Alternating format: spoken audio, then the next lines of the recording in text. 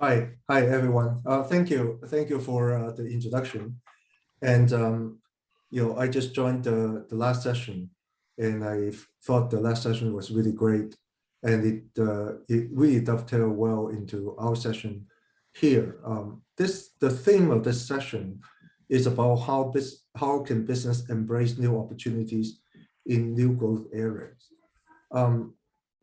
My job is a management and strategy consultant, and I've been working in China as well as in the region for well over 30 years, and I've had the privilege of working with a lot of businesses over the years, in particular as it relates to the reforms in China.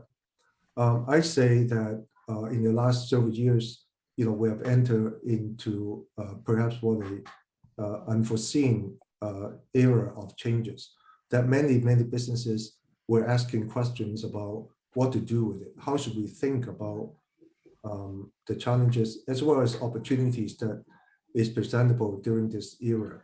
And how do we look forward into what could happen into the future? So today we're very privileged to have 7 panelists, a very distinguished, very knowledgeable panelists today to discuss about this issue. 3 of them are from the academics, I think, right? 3, yes, 3 are from academics, 3 are from businesses, and 1 from a regional multinational institution. So it's a very good mix of experts and opinion leaders. So what I'd like to do is that we have 7 panelists, and altogether, I think this panel is about 75 minutes. If I'm not mistaken. And so against the time period, I would suggest that each of the panelists will begin to introduce their thoughts for about 5 minutes each, talking about what he or she would think about this issue and what are the key challenges and opportunities from their standpoint. And my guess is that everyone would take a very different standpoint because some of them may be working from business side from Europe. Some of them will be looking at it from business side from China or from ASEAN. And some of them will be looking at it from an academic side. And some of them will be talking about this from a regional perspective. So, I'm really looking forward to the comments from each of the panelists. So if you don't mind, I will start by asking Mr. Guna. Guna is in Switzerland, as I understand. And so, Guna, if you don't mind, if you could present yourself and then also give your perspective about this topic, businesses and the impact. Yeah, thanks. Thank you, Dr. Sri. Thank you. Hello from Switzerland. As I've been introduced, my name is Guna Mahalingam, a Malaysian-born and a founder of Strategic Swiss Partners, which is an international financial advisory group with headquarters in Zurich and a strong growing presence in China. Now, new business trends, digital, marketing, disruptive innovations in technologies, health tech, med tech, sustainability, and ESGs will indeed take priority in the world stage economy and will continue to open new business opportunities in the years to come. Now, how does one determine how far to venture from one's core business into new businesses or new growth areas, and in what direction? Emerging markets are indeed a hotbed for disruptive innovations. I'm sure most of us can agree to that. Beyond economic growth, the greatest value of innovation in the emerging markets is its ability to create prosperity, social equality, and a stronger foothold in the global economy. As we say, emerging markets enjoy 3 distinctive advantages for adopting new technologies compared with developed economies. They likely have to upend existing costly infrastructure or deeply embedded legacy systems. They have huge populations that are very digitally oriented, have a real thirst to embrace changes, and are open to experiment and implement these technologies. Well, businesses of any size look to expand their product range or market share to increase revenues. Companies often choose to implement specific growth strategies to advance these businesses. There are a couple of strategies that we can use. One is in a business aspect, as an entrepreneur, you look at an organic growth, right? Growing from one step to the other. The other is a strategic growth that we could take, looking at a long-term perspective. But in my opinion, partnership and mergers are very important when we go into a new market. The type of strategy occurs, partnership is when a company joins with another business or strategic local partner to create more market opportunities, especially to understand the local culture and demands. What are the business trends and business opportunities in new growth areas, especially like a country like China, where SSB has recently set up? Well, digital trends, disruptive innovations in digital marketing, communications, social media has changed the whole world. Disruptive innovations are creation of new industries and business models. Well, they are destroying the old ones. New technologies, data analytics, blockchain, social network are having a huge impact on how people are communicating, collaborating, and working these days. As we are going through this pandemic, to adapt to lockdown and social distancing, most leaders responded was to push ahead with digitalization to help teams embrace more flexibility. Well, work anywhere. I'm talking from my home office in Zurich. Approach and connect virtually with customers, suppliers, and other stakeholders. Another key area, as we said, ESG, environment, sustainability, and governance. As a society, we all have a responsibility to do more to use less power and create less of a carbon footprint. In 2022 and beyond, companies will highly likely be valued by the commitment to ESG. The Climate Pledge initiate asks firms to commit to net zero carbon emission by 2040. Well, I predict that due to the changing consumer sentiment, investor demands, government investments, employee activism, inevitable regulations that are going to take place, and partner pressure, firms will prove that sustainability by signing the pledge. This will trigger significant investments in sustainability management software for accurate carbon accounting and frequent reporting. Now, new growth areas are the growing and developing markets in Asia. Me, as my roots are back in Asia, I believe being in Switzerland the last 40 years, this is how we can bridge these technologies into these growing markets as business opportunities. China is estimated to be the largest consumer economy today and the new growth area. Over the next decade, it may add more consumption than any other country and is expected to generate more than 1/4 of all global consumption growth. Given the new business opportunities in China, SSB is totally motivated and has recently opened its operations in Shanghai and partnered with state-owned enterprises for market access and investments into China. Well, what I can say is being open to new business opportunities and forging new partnerships in new growth areas, wherever they may come from, is the best way to keep growing. Thank you. Thank you, Guna. Hi, very, very, very good. Thank you. And what time is it now in Zurich? It must be. It's 8:20. Okay. In the morning. Okay, that's fantastic. Good. Next one would be Dato Henry Go. Henry, would you want to introduce yourself, talk about your perspective about this issue, please? Yeah, thank you, Dr. Z. I mean, nice. Thanks for moderating the panel, and of course, my apologies to the MC just now. I was at the event just now due to something urgent. I just got to make myself virtual. But anyway, yeah. I would say is that due to, of course, everyone is talking about the pandemic, and of course now the pandemic is hopefully on its way to be an endemic to us. And in that perspective,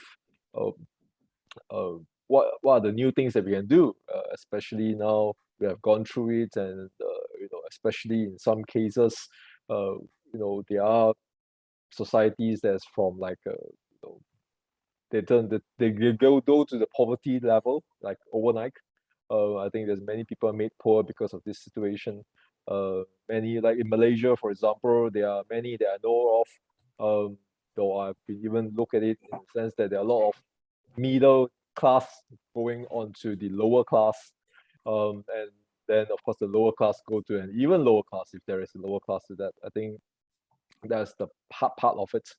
But generally, the good part of it again is that after this pandemic, it gives a very hard reset to the society, a very hard reset to the economic environment as well.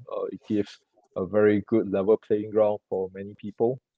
As such, it gives new opportunity that is not existent before. I mean, especially when we talk about digital technology and even the internet economy as a whole. The environment is that if it's a physical environment, it could be in a way that is monopolized by certain big industry or used to be monopolized by big companies.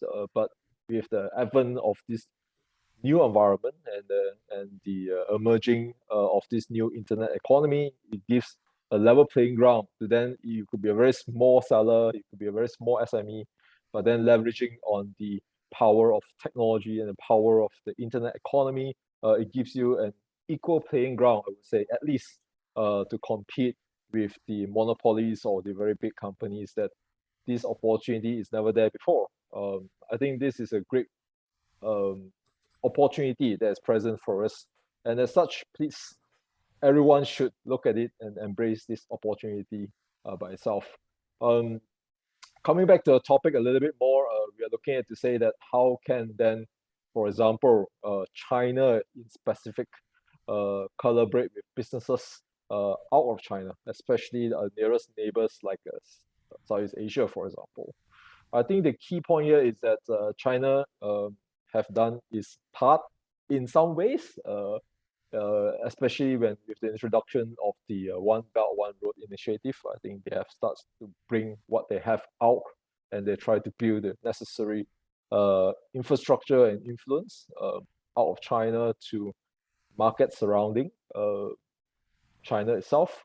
But I think that's good. I think it serves a certain purpose, but I think that it has not it's not complete enough. I think what they're trying to do, I think as a leader, global leader, as what China is today, it should go towards how they can access or assist the emerging markets, especially to grow, not just by building infrastructure, but also actually building true wealth for these economies. I mean, there's a lot of controversial in sense of One Belt, One Road is something that is actually making countries going poorer. I think in some cases, yes, some cases, no. It depends how it's being done. But generally, I think China can do more, and this is an opportunity that China can leverage on, such as, for example, the decentralization of manufacturing. China is of course the manufacturer of the world. They manufacture many things and they build a lot of things from there. But I think the key part is that they have not been decentralizing or bringing that technology or bringing the wealth of their manufacturing power to nations that need it, for example. I mean, like, for example, I've got the latest news now. We are talking about Intel investing $7 billion US in Malaysia. Intel is not today. They have been decentralizing the manufacturing technology and actually building real income and real wealth in those countries. I think this is something that Chinese manufacturers should not just focus to say that we are Chinese, we can build better and we should do it in China. But I think this is an opportunity that then Chinese companies should expand out and go towards countries like, say, Malaysia or Vietnam or countries like that, that we can build and bring real wealth, bring them real market access, and bring them the real leadership that China needs, or I should say they deserve, I would say.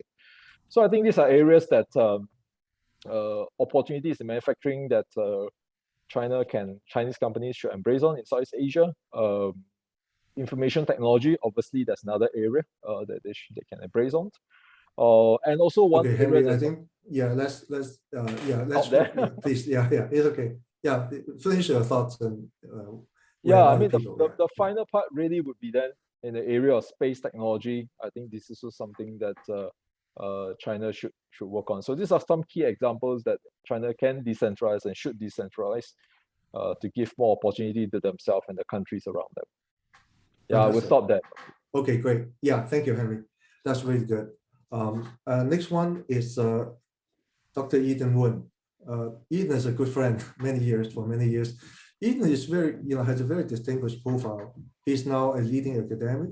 As you know, he's now the president of Asian Institute of Technology in Thailand, and has been also the vice chancellor in the Hong Kong University of Science and Technology. But he also had background in businesses, and he has run quite a number of very successful businesses in China, as well as having led a chamber of commerce in Hong Kong. That's actually where I met him more than 25 years ago, right, Eden? Something like that. So, so Eden, take this on. Perhaps you can take it on from an academic perspective. Thank you very much, Edward. And it's great to see you again, and great to be in this conference or back in this conference. And it's always extremely illuminating to listen to the experts. I tuned in for about half an hour of the previous panel and learned a lot just in 30 minutes. And I think I hope that the panel here will continue. I mean, basically, and I'm sure that you talked about this. I don't know whether you use this term, but basically, I think that I would like to say that we're sitting in a perfect storm right now. Okay, we're in a perfect storm, and this storm is actually the coming together of what I see 4 storms. Okay, the first storm is the anti-globalization storm. This actually started before the previous American administration, and it was exemplified by the that particular administration, and it's still continuing. The second storm, of course, all of us are, in the thick of it, which is the COVID pandemic storm, which is almost exactly 2 years now since it hit us. The third is I think that everyone knows this, is the geopolitical tension storm. Okay, this has picked up steam every day, from a year and a half ago, where people will laugh that there's a new Cold War coming, to now where that term is thrown around without any thought, and with new modifications because of the new age that we're in. And finally, there's that perfect storm. There's that fourth storm, which is probably the biggest of them all, and unfortunately is overshadowed. And that's the climate change storm. Okay, thanks to COP26, we actually pay attention to that for a while, but that has been with us for some time now, and hopefully that people will realize that this is the time of urgency if we're going to achieve what was promised in the Paris Agreement of 2015, and we're by no means heading to that threshold. And we're going to go over the threshold of the 1.5 degrees centigrade over pre-industrial age temperature very, very soon. We're not going to hit that if we don't do something drastic. So with this perfect storm of 4 storms then, what is happening to business and what is happening to universities? Universities, after all, is in a way a business, but of course is not a business in the sense that it must provide education and research. P&L is not the goal of the university, but it's really education, research, and outreach. So what I'll talk about today, just for a few minutes, because I know we're probably behind time here, and say more during the Q&A, is that, how is a business adapting to this perfect storm and coming out of it? And we want to look ahead here to coming out of this storm. I don't think we'll come out of it completely because the pandemic is going to be with us. One previous speaker think that we're on the way out of the tunnel. I'm not so sure. We're definitely still in the middle of the tunnel, and whether there's a light at the end or not, we don't know yet. Climate change will be for decades. And the geopolitical tension looks fairly serious. And this is not going to turn around in maybe 5 to 10 or 15, 20 years either. And the anti-globalization trend, we shall see what happens. So businesses are looking, and yes, there are a lot of businesses who are not going to survive. Okay, they're going to capsize, and there are serious, damages to economies of countries, economies of companies, and of course to families. But there are also companies who need to look ahead, and they can look ahead. And I think the last panel's mission, they performed very well, is to get people to look ahead. I mean, digital figured in the topic, and it should, as it should, but we should all look ahead. And I think another topic that should figure is sustainability. Sustainability must figure in whatever you do in the future, either as a business or as a compassion and as ethics and as urgency. So that's what business should do. What about universities? Well, actually, universities have been adapting to try to meet the needs of the society during this time. And I have to tell you that we're doing things at my university and many other universities with even bigger, much bigger resources than we have, are looking, incorporating technology in teaching, incorporating technology in research, utilizing the Zoom to access speakers and expertise from around the world. I mean, you have to say, Janet is here. I mean, she's the busy organizing. I'm sure she'll tell you that of the 70 or 80 speakers that she got speaking today, I don't think more than 30 will show up in KL if this was an in-person. Now you can get everybody coming from everywhere willing to spend time to share and learn. And this is very important, and it's an important lesson for this time. And so that's one, is that learning is global. Secondly, is that education is more important than ever. Now, residential education is under some threat because there's been a lot of online education, and there are people who are saying, why do we need residential education? Why can't we do everything online? I can learn everything by tapping into online courses of an American university. Why do I need to do this? But I think that what they'll find out is that great as online is, and I am a big fan of webinars and online and Zoom, et cetera. There's things that you cannot do except in person. Even things in this conference, there are things that will be missing because more than half the people are not there. Okay, so therefore, education is important, globalization is important, and third is lifelong learning. I think that with work from home, it actually affords the opportunity for people to learn and maybe take some courses, take some short courses, take some certificates, and upskilling. And there are a lot of things, a lot of technologies coming at you. And I think that people in business really are overwhelmed with the pace of technological advances. And that's where whatever degree you got 5 years or even 5 months ago, okay, is not going to be good enough for the future. So lifelong learning, using the technology, the web, the internet to learn and take short courses. And there's a lot of environmental issues. There are a lot of business issues related to the environment. There are just so many new things that are going on. And I think that universities are in a great position, not the same old residential bucolic campus, perhaps of 10, 15 years ago, but is going to be just as dynamic, just as advanced, and just as eager to provide knowledge. And I think that my point that I hope to leave for the business leaders on this panel and elsewhere is that you really must continue with this lifelong learning, with education, and knowledge is not just learning something from the internet, but is knowing how to analyze it, knowing how to judge whether what's important, what's not. And that's the last message I'll leave you, is that universities are more vital than ever in this perfect storm and coming out of it. Thank you, Edward. Thank you. Thank you, Ethan. It's good to see you again. You look great. Our next panelist is actually a colleague of mine. I have to declare that I'm a professor, also a professor of practice at Cheung Graduate School of Business, which of course is the leading business school in all of China. So today we are very privileged to have the leader of our business school, Professor Xiang, to be on our panel. And Professor Xiang, would you like to share your perspective with all of us? Please. Thank you, Ed.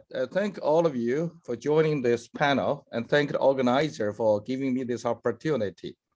I have 2 points to share, and then the one is economic disruption, another one the social innovation. Economic disruption is the concept I have advanced for the past 6-7 years. I think one reason why Chinese economy did well for the past 20 or 40 years is this unrivaled extent of economic disruption measured by 3 data sets. Number one, if you look at the newly emerged large-scale companies like global Fortune 500, China has the largest number of companies. And also, if you look at the newly minted billionaires, compiled by Forbes, China had 1 in 2001. Now we have like a 700 something by 2021. So if you look at newly emerged large-scale companies or newly minted billionaire, China has done better than any other economy globally. And you look at a third data set, unicorn.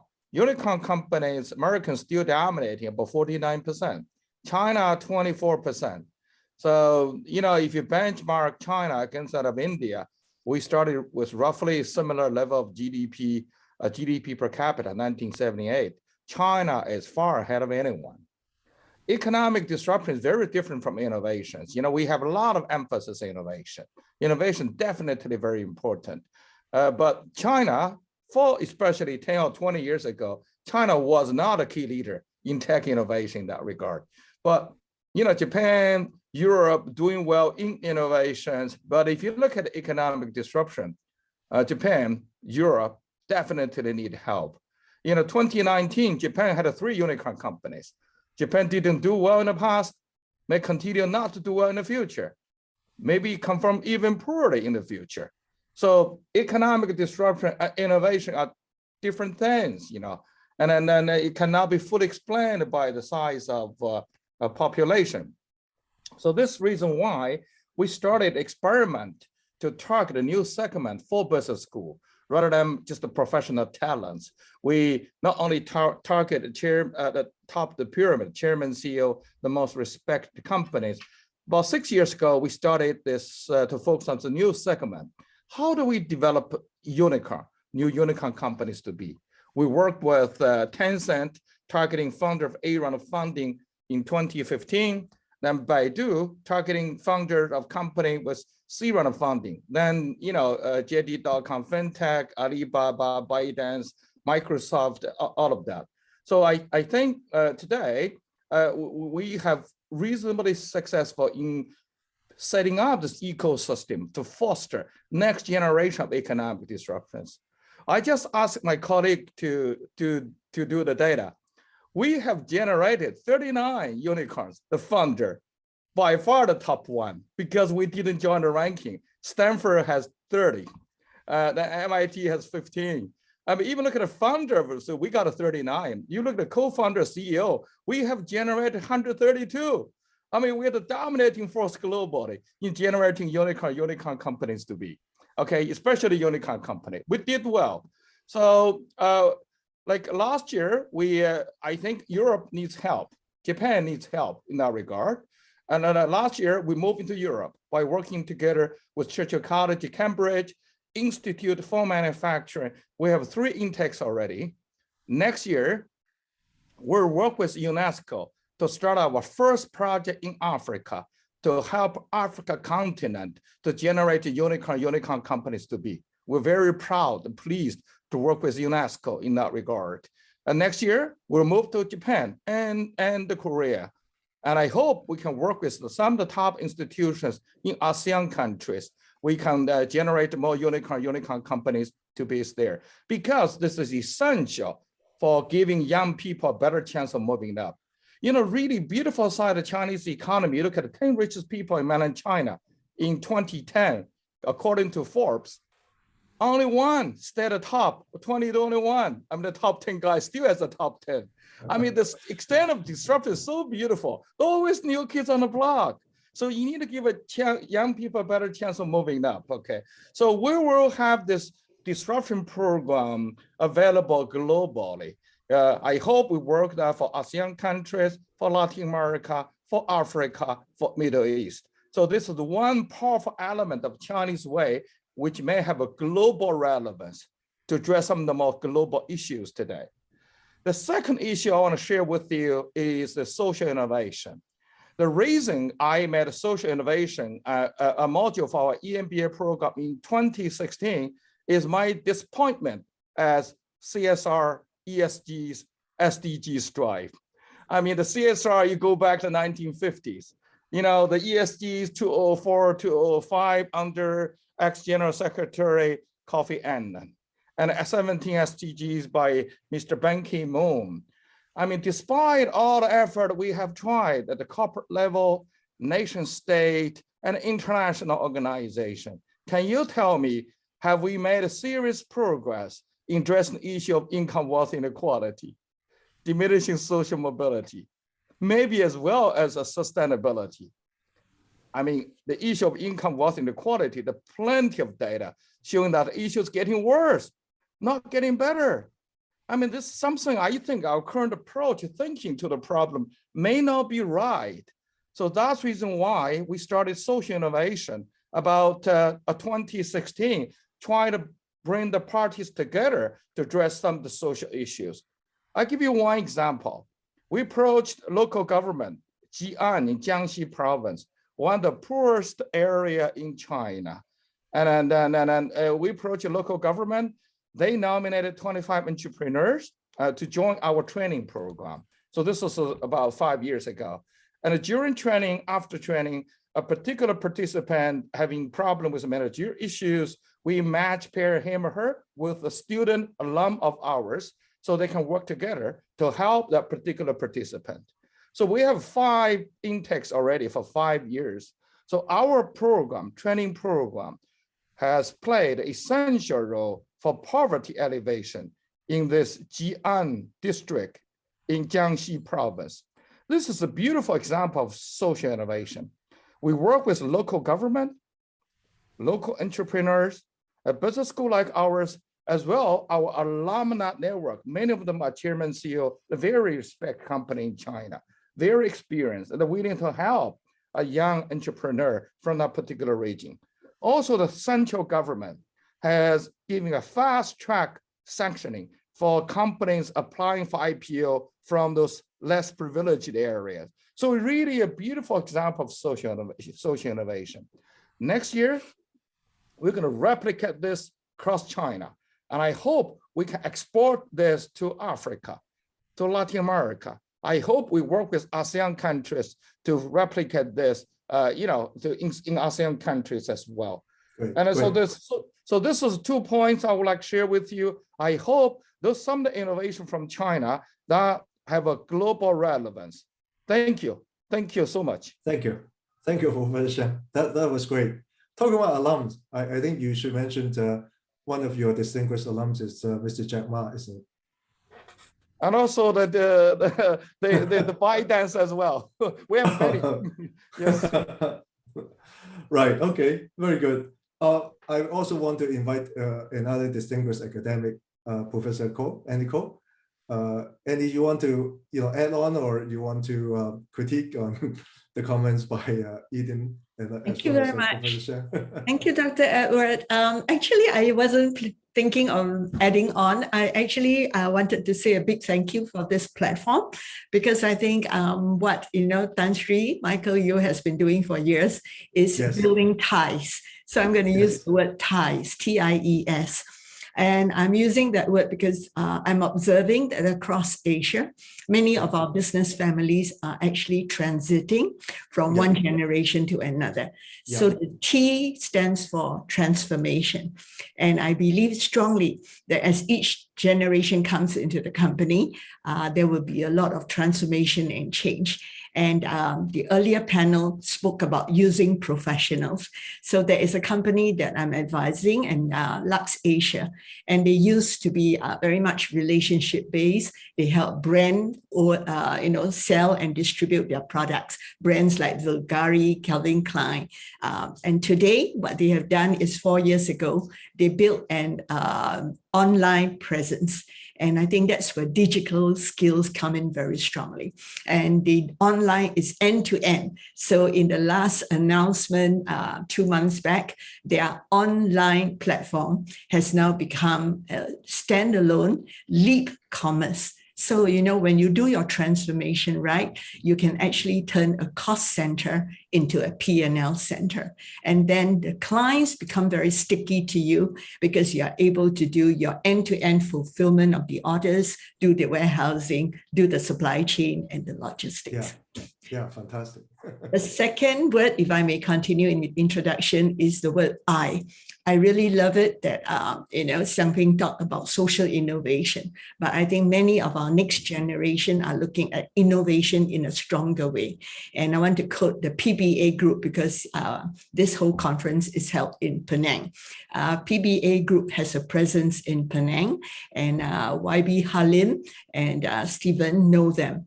And when they set up in Penang, their biggest champion of change is to tap on being smart manufacturing. And I think the earlier panel spoke about it. Even though there's a lot of labor and human capital in Malaysia, I think all of us are going towards demographic change. So many countries are going to get older, and many jobs, you can actually make it smarter. So robotics and automation is what PBA does. But PBA's second generation leader, when he took on the job of being CEO 10 years ago, he pivoted from precision trading of hardware parts, which can get disrupted very quickly, towards building upstream and investing in automation and robotics. And he has just signed an MOU to build 2 presence subsidiaries in Suzhou. And that is fully owned, and it's going to be working towards precision robotics in EV and semiconductor. So Singapore is a small country, but it's through the ties with companies and cross-border that we could build sustainable business. Last 2 letters, E. Sure. E stands for entrepreneurship. I think many of our business families, when they transition, they are actually building entrepreneurs in each generation. So I want to quote the Gold Bell Group. They've just won the EY Family Business of the Year, and I was one of the judges. But what makes EY's Entrepreneur of the Year this year special is one of the brothers, Alex Chua, won the Financial Services Sector Entrepreneur category. And what they did was, in their 49 years, they were largely the largest owners for fleets of buses and trucks. And they went into leasing for the trucks. And through the leasing, they start to realize that they could actually create a new business. And so Gold Bell Financial Services came about. But Gold Bell Financial Services is not just meant for the core business of leasing.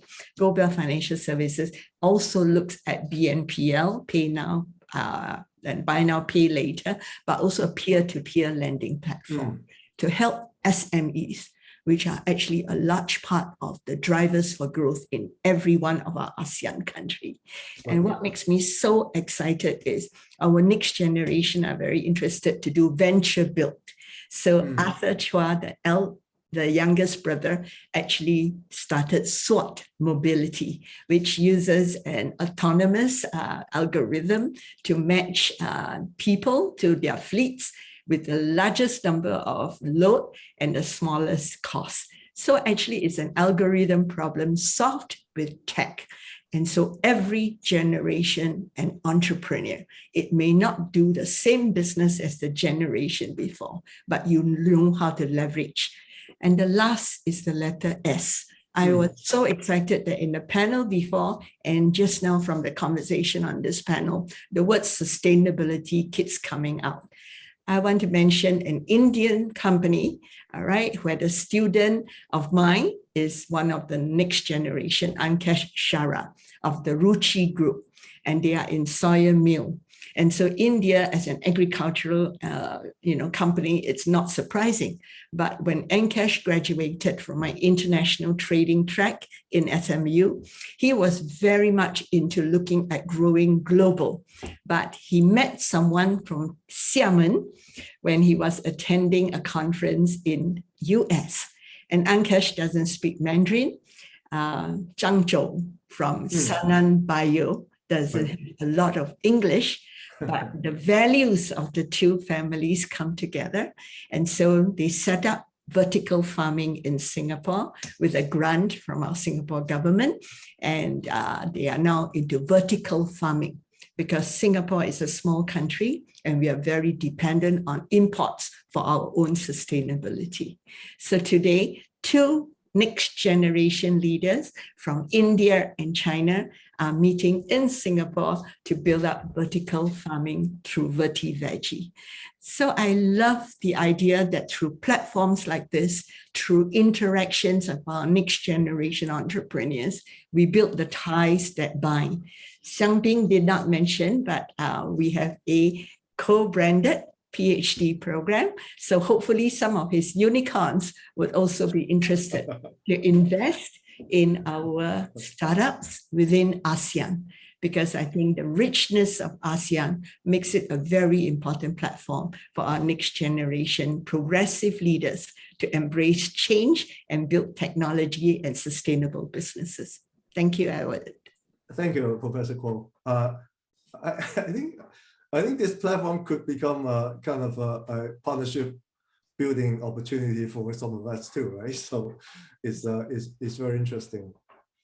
Next panelist up is Dr. Mike Chen. I actually have not met Dr. Chen before, but we had a prep call before on Zoom, and in that Zoom he made the point that it remained in my brain, in my mind. He said, I am age so and so. And he said, if you see my face, you wouldn't recognize my age. And so I'm actually quite anxious to see him in person. So Professor Chen, would you like to show up? And I'd like to meet you. I'll be on Zoom, and I want to see how do you look like? And of course, more importantly, to listen to your inputs and perspective on this topic. So I was very much involved in the field of regenerative medicine. Today you heard of it all the time because stem cell is part of regenerative medicine. The future in medicine is regenerative medicine. When we talk about regenerative, means we are going to repair, regrow the organs and the cells in the body. So this is what we have been in. So in the early 80s, when I spent with my wife of 40 years now, we are both in Switzerland and Germany and mentored by some of the great scientists and researchers, and we learned stem cells from the Soviets. They are the first people who started stem cells, And I continue to advocate stem cells despite being a very controversial subject, And from research, we move into manufacturing, of course. To fund the manufacturing, where we do not have sales and marketing, we have to go with education across 65 countries today. Until today, I have been to 65 countries. So it's a wide horizons, all over the world throughout my 37 years career in this field of healthcare and also into biopharma and biotech. So my field is to treat the untreatable in a way, whereas the normal conventional medicine will not be able to do or has been exhausted, we will move to that. So moving with this, with the current COVID and post-COVID, the demand is such that healthcare doesn't have to look into whether it's depression or there's inflation or whatever, because everyone will be sick all the time. You know, all of us will have a date in the hospital. It's a matter of whether you have it once or you have it more time.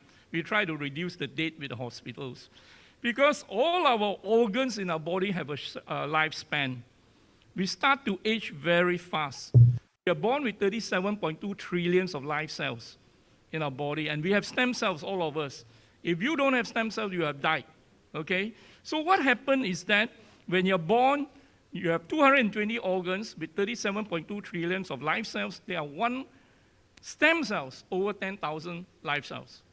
But the stem cells in your body are deteriorating so fast that by the age of 18, you only have 45% left of your stem cells, and by the age of 30, you only have 25% left. Imagine, age of 30, you only have 25% left. So if I'm talking about me past 60, I will have less than 5% left of my stem cells in our body. What about our mother and grandmother? You know? So again, the thymus gland on top of your heart when you're born is supposed to be producing the T cells, the immune cells of your body. What happens is that when you're born, it's bigger than your heart. But by the age of 65, the whole gland is gone. It becomes a lump of fat. So that explains why with COVID, a number of us would die. For those who are older, you know, past 60, they have a higher chance of infection, and they will have a higher chance of mortality. So that put it that in the sense that the older ones will be the people who die faster. Because all of us are programmed to die. All of us, okay? Because all the organs have a lifespan. Your eyes will start to deteriorate at 40, your heart at 55, your brain start to age at 20, while the frontal lobe is only developed by the age of 25. You lose your muscles at 30, you lose your hair at 30. Of course, everyone is asking, Mike, is your hair real? Yes, my hair is real, okay? I just trimmed my hair because it was so thick. I just cut my hair 2 days ago. Now, there is a way to repair our organs. I always believe there is a way to reverse aging by 8 to 10 years biologically. We do not look at your chronological age. We only look at the biological age. You know, your organs, your biological age. The way you walk, the way you reflect, the way you talk, your posture, your hair, your skin tells a lot about you, and also your teeth.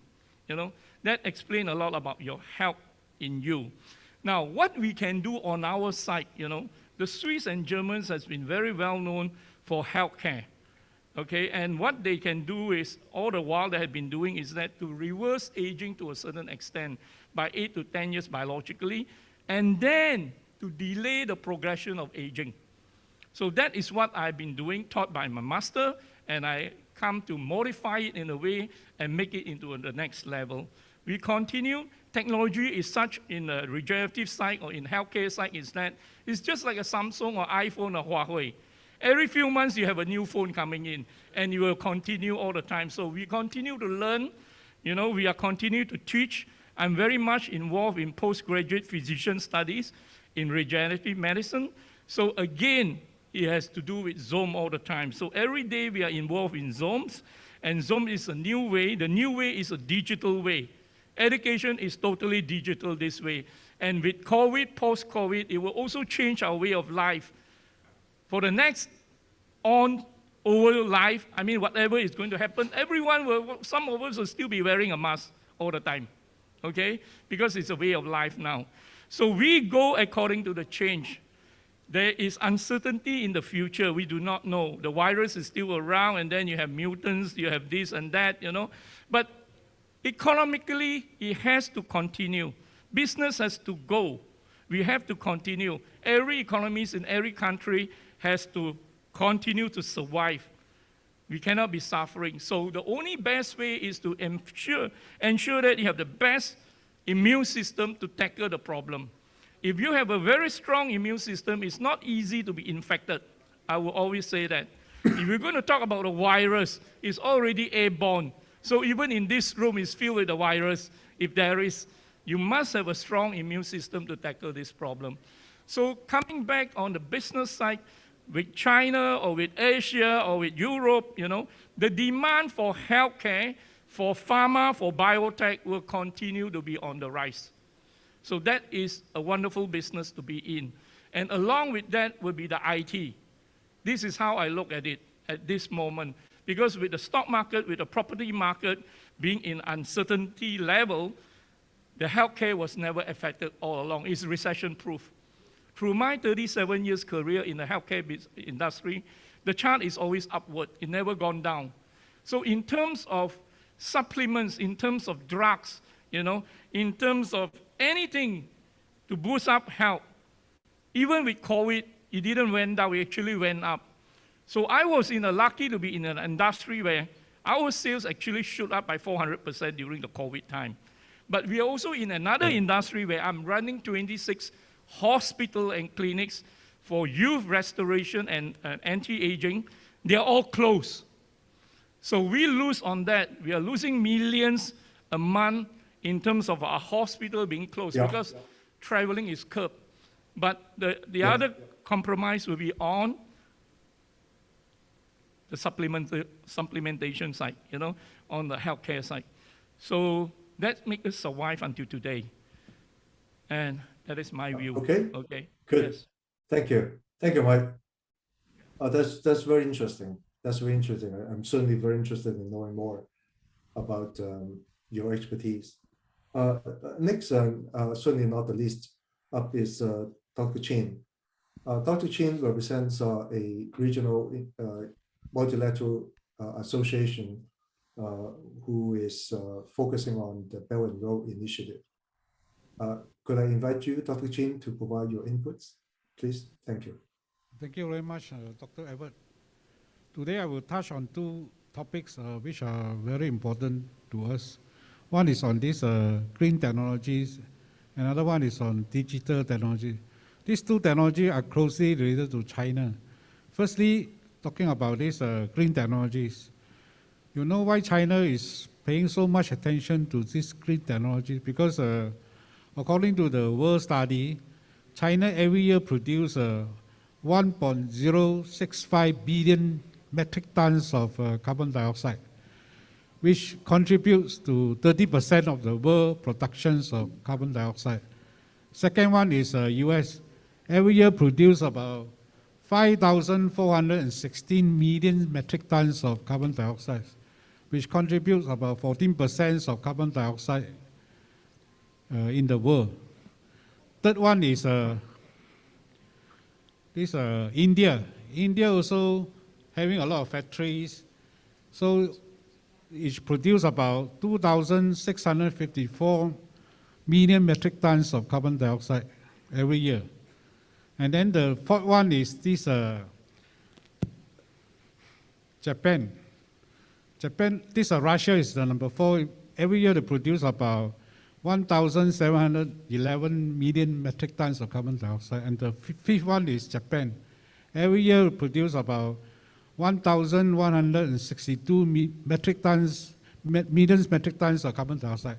So China is a world leader in this what I call producing carbon dioxide. That's why they have got a plan to sort of to achieve this what I call carbon neutrality by the year of 2060 in compliance to this Paris Agreement in 2015. They reached this agreement. So they are altogether 196 countries they are signing for this agreement. US pulled out a few years ago, recently rejoined this Paris Agreement. So China actually is having this problem, but China never escaped their responsibility. They really go and really handle this problem head on, and then they got a plan to reduce it in 2060. Not like US. US try not to do it, face this problem and try to push it to other countries. So I think US is considered as a declining superpower in the world. China is supposed to be the rising superpower in the world because they are very responsible in the way of handling all the global issues. So talking about this green technology, China, there are two industries I think we can try to do because I think this rising industry in the world. First thing is this solar power. Solar power, according to a study, in 2040, this solar power will consist of 29% of this power to be used in this world. That means this natural gas in 2040, the usage only left with 1%. So that's why we want to do some industry which is really rising. This solar power is one of the industry. I cannot touch so much on that because of time constraints. Second one is this electric vehicles. Electric vehicles in 2035, the percentage of electric vehicles is 35%. So I think these two industry, for any newcomers, they should focus on. I think for Malaysian or ASEAN country to really embark on these two industries a bit difficult, but they can cooperate with China to bring in this technology to ASEAN countries. I think these two industries, I think, I mean, for many youngsters, you can think of these two industries. Then talking about these green technologies. Green technologies, China also, I mean, digital technology, China is also very keen in doing this thing because China is, you know, they have this what I call Belt Road Initiative. They're building a lot, helping a lot of countries to build this infrastructure. I would say this is called the Physical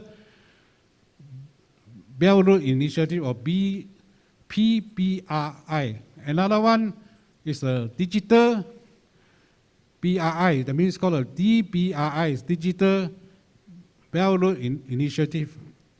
These digital technologies, China is also really leading the world now. So there are few industries I think we can think of.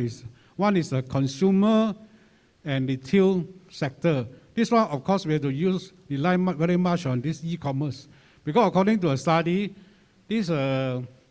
by using digital technologies, you can improve this consumer and retail industry by 13 to 34% of revenue to this sort of sectors. So I think we look at the figure, let the figure speak for itself.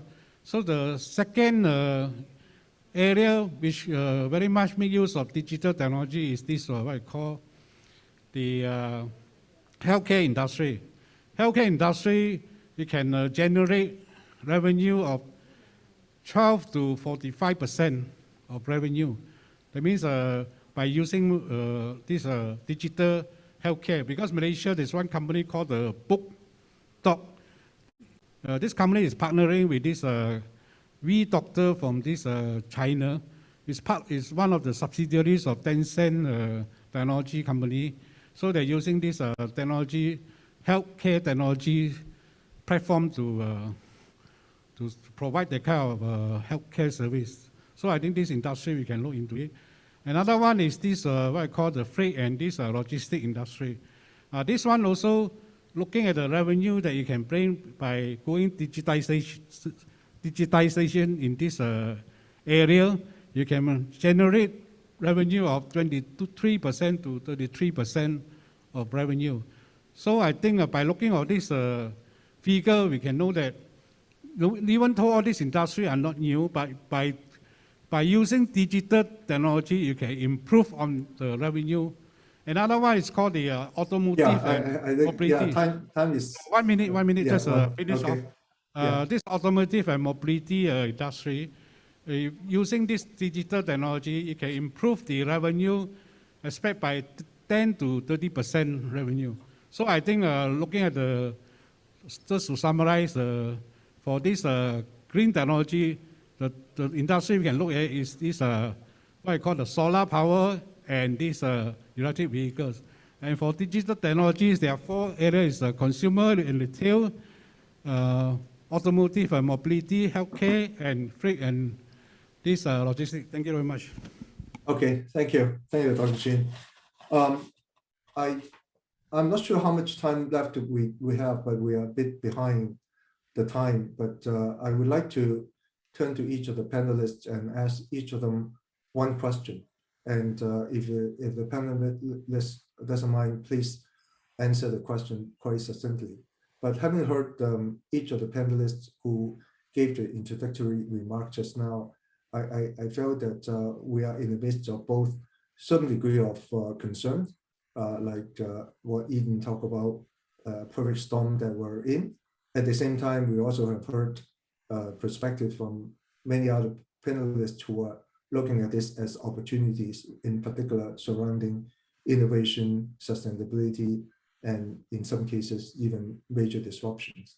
So, what is the picture? And also, what is the relationship between China and ASEAN? I think that's very much on the top of mind for many businesses.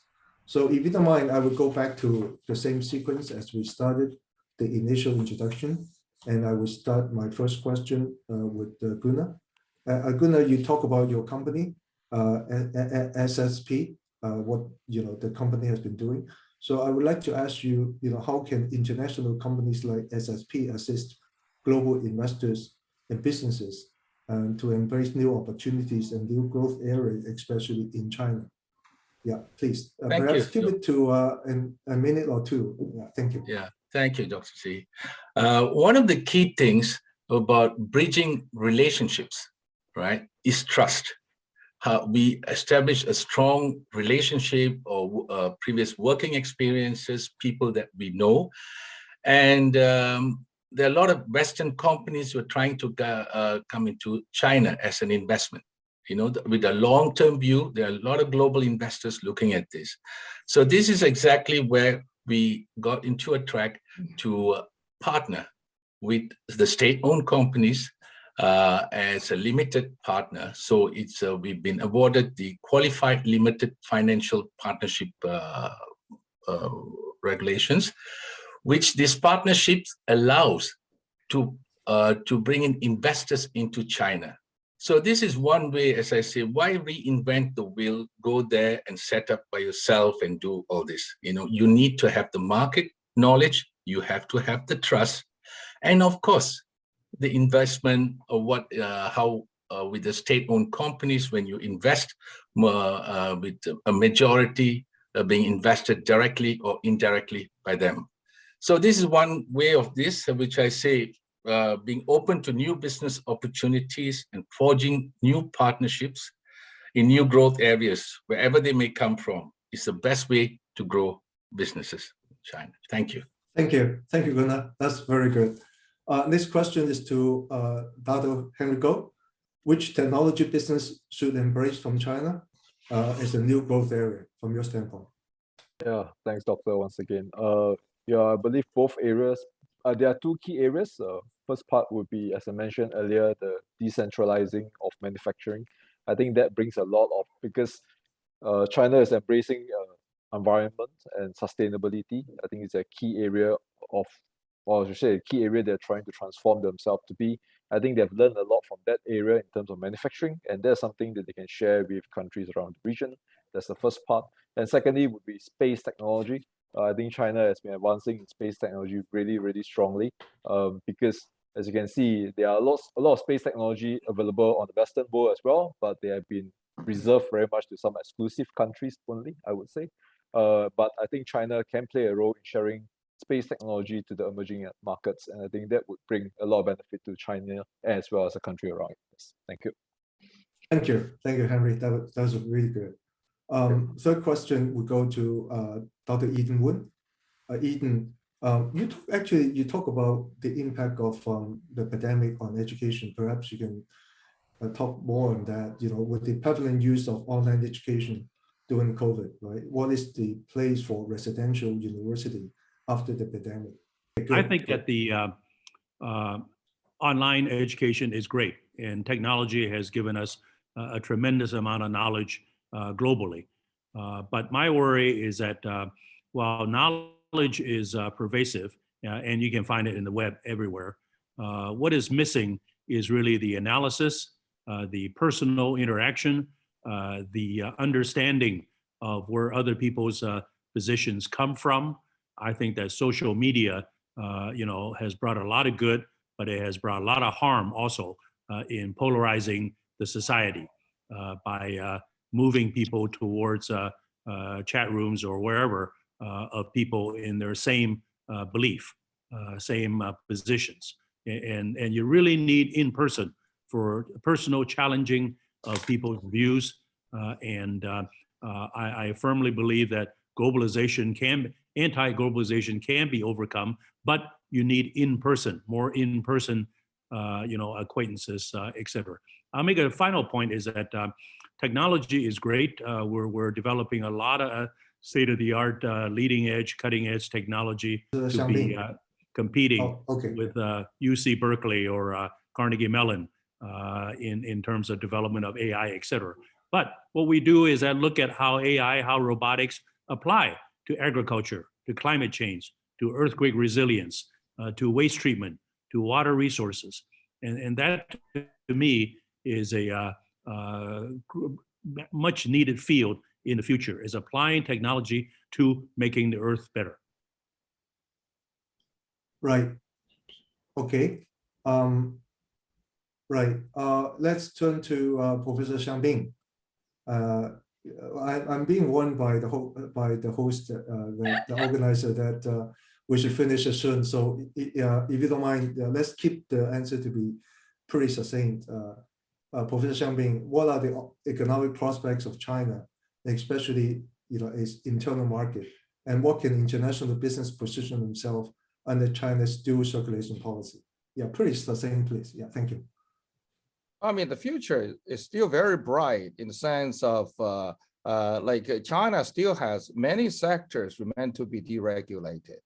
So if you look at from the perspective of neoliberalism, China has so many miles left, not like a spent force in the United States. So China can grow its economy by new rounds of deregulations, And of course, today, given so much high-level income, wealth inequality, the issue of common prosperity come into play.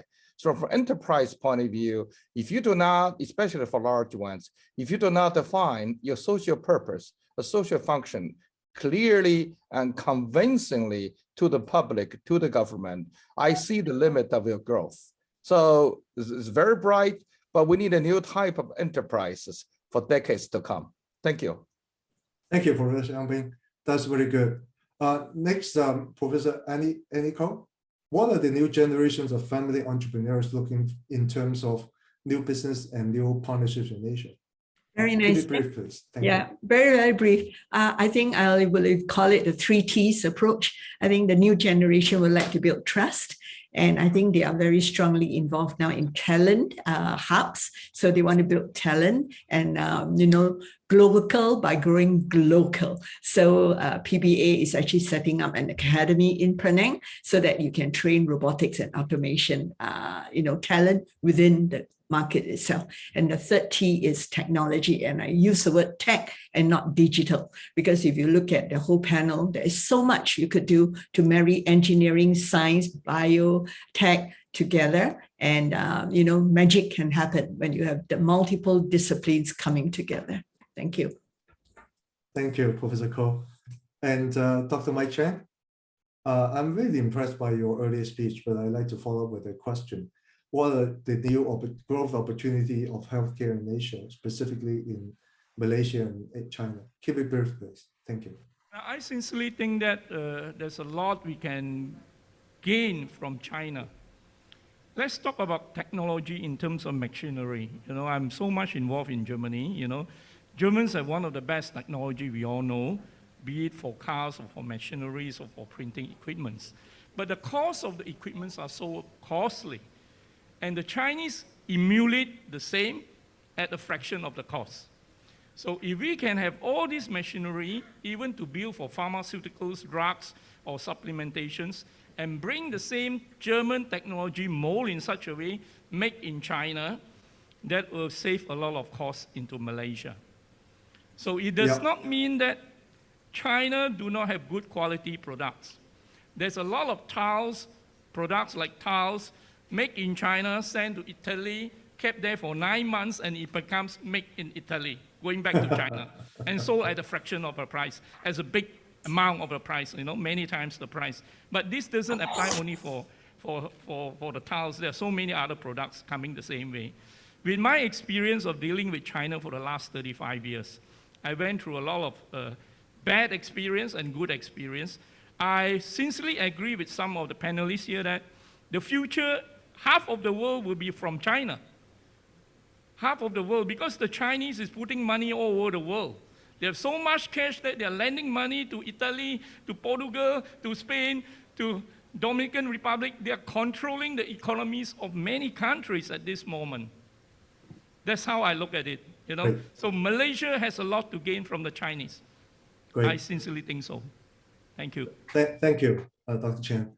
And Dr. Chin, if you don't mind, if I want to address the question to you, how can China's business... Hello?